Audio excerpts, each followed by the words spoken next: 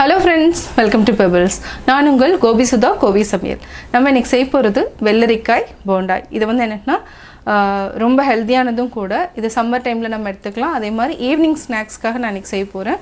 வெள்ளரிக்காயை நல்லா திருவிட்டு இது கூட வெங்காயம் கடலை மாவு ஆட் பண்ணி செய்ய போகிறோம். அரிசி மாவு என்னென்னா எண்ணெய் வந்து நிறையா குடிக்காமல் இருக்கிறதுக்காக. இது வந்து என்னென்னா வெள்ளரிக்காயை நீங்கள் வந்து தண்ணியே ஊற்றாமல் தான் நம்ம வந்து மாவு பிசையணும். இல்லைனா என்னென்னா தண்ணி விட்டுட்டே இருக்கும். அதுக்கப்புறமும் தண்ணி உங்களுக்கு வந்து ஜாஸ்தியாக விட ஆரம்பிச்சதுன்னா கொஞ்சம் கடலை மாவு அல்லது அரிசி மாவு ஆட் பண்ணி செஞ்சுக்கலாம். இப்போ எப்படி செய்கிறதுன்னு பார்க்கலாம். நம்ம செய்ய போகிறது வெள்ளரிக்காய் போண்டாய். இதுக்கு நம்ம எடுத்துக்கிறது வந்து 2 வெள்ளரிக்காய் எடுத்துக்கலாம். இதில் என்னென்னா இது கொஞ்சம் லூஸாக இருக்கிறதுனால நம்ம இந்த பாகத்தை அப்படி கட் பண்ணிக்கலாம். நல்லா இருந்ததுன்னா நம்ம எடுத்துக்கலாம்.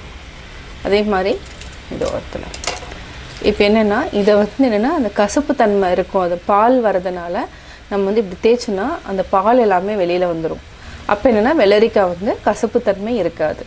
இந்த மாதிரி பார்த்திங்கன்னா இந்த நுரை மாதிரி வரும். இதுதான் வந்து கசப்பு கொடுக்கும்.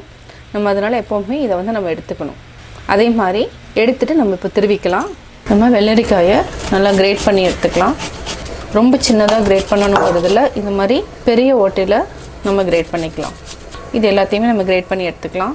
நம்ம வெள்ளரிக்காயை திருவி எடுத்துட்டோம். இதுக்கு வந்து என்னென்னா ஒரு 100 கிராம்ஸ் அளவுக்கு நம்ம கடலை மாவு ஆட் பண்ணிக்கலாம். தேவையான அளவு உப்பு சேர்த்துக்கலாம். மிளகாய்த்தூள் 1/2 teaspoon, 2 table spoon rice flower அதாவது அரிசி மாவு, இதுக்கு துருவன இஞ்சி 1 டேபிள் ஸ்பூன், பச்சை மிளகாய் 2 நம்ம பொடியாக நறுக்கியிருக்கிறோம், வெங்காயத்தை வந்து நம்ம நீட்டை வாக்கில் கட் பண்ணியிருக்கிறோம். இதை வந்து நீங்கள் நல்லா உடச்சி விட்டுக்கோங்க. ஃபஸ்ட்டு நம்ம தண்ணி சேர்த்தாமல் இதுக்கு வந்து பிசையணும். அதான் வந்து ரொம்ப ரொம்ப இம்பார்ட்டன்ட். இன்னொன்று என்ன, வெள்ளரிக்காயிலையும் தண்ணி இருக்கும், வெங்காயத்துலேயும் தண்ணி இருக்கும். தேவையான மட்டும் நம்ம ஆட் பண்ணிக்கலாம். இப்போ அப்படியே ஆட் பண்ணிக்கலாம். இதில் நம்ம 1 டேபிள் ஸ்பூன் அளவுக்கு புதினா இலைகள் ஆட் பண்ணிக்கலாம். கொத்தமல்லி 1 கைப்பிடி அளவுக்கு ஆட் பண்ணிக்கலாம். இப்போ நம்ம எல்லாத்தையும் மிக்ஸ் பண்ணிக்கலாம். அதுக்கு முன்னாடி பெருங்காயம் 1/4 டீஸ்பூன் அளவுக்கு ஆட் பண்ணிக்கலாம். வெள்ளரிக்காயில் இருக்கிற தண்ணியும் இருக்கும், அதே மாதிரி வெங்காயத்துலேயும் தண்ணி இருக்கும். அதனால் நம்ம தேவைன்னா ஆட் பண்ணிக்கலாம், இல்லைனா வேண்டியதில்லை. இப்போ பார்த்திங்கன்னா நம்ம தண்ணி வந்து கொஞ்சம் கூட ஆட் பண்ணல. இந்த வெள்ளரிக்காயில் இருக்கிற தண்ணியே வந்து கரெக்டாக இருந்துச்சு.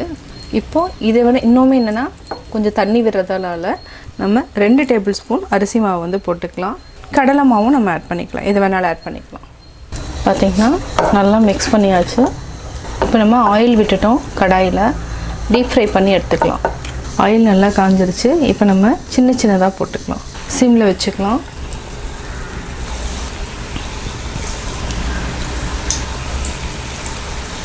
பொன்னிறமாக வந்ததுக்கப்புறம் நம்ம எடுத்துக்கலாம். பொன்னிறம் ஆகிடுச்சு. இப்போ நம்ம எடுத்துக்கலாம். நல்லா எண்ணெயை வடிச்சிட்டு எடுத்துக்கலாம்.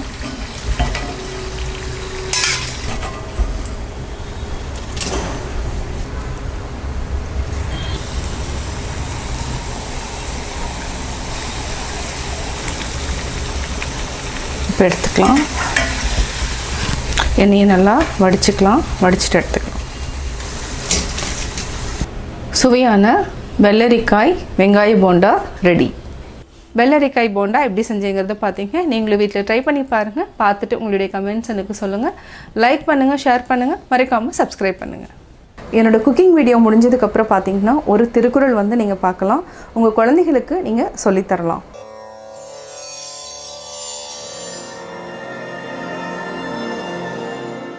செவியிற் சுவையுணரா வாயுணர்வின் மாக்கள் அவியினும் வாழினும் என்.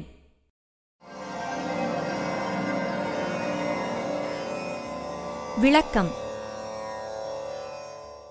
செவியால் கேள்விச் சுவையை உணராமல் வாயால் அறியும் நாவின் சுவை உணர்வு மட்டுமே உடையவர்கள் இறந்தாலும் வாழ்ந்தாலும் ஒன்றுதான்.